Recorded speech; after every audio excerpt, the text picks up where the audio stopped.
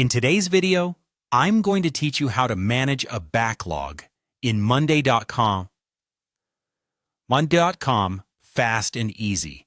Efficient backlog management is essential for maintaining a smooth workflow in any project, and using Monday.com can make this process much easier. Let's dive straight into how you can achieve this. First things first, we need to create a dedicated board for your backlog items. Think of this board as the foundation of your project management. It will be the place where all potential tasks, ideas, and requirements initially land.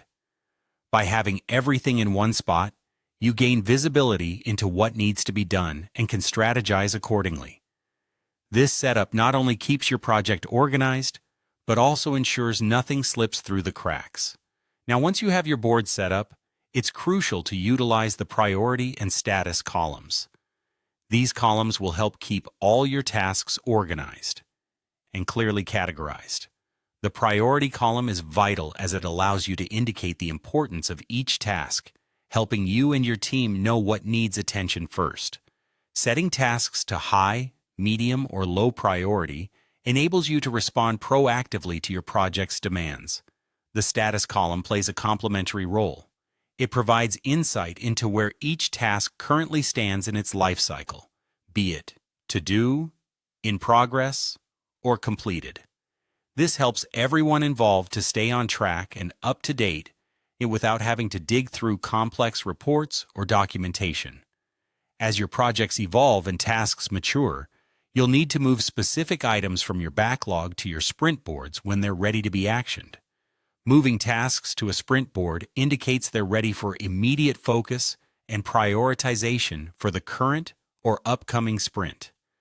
This step is critical to maintaining a fluid workflow as it helps your team concentrate on current goals without the distraction of non-immediate tasks.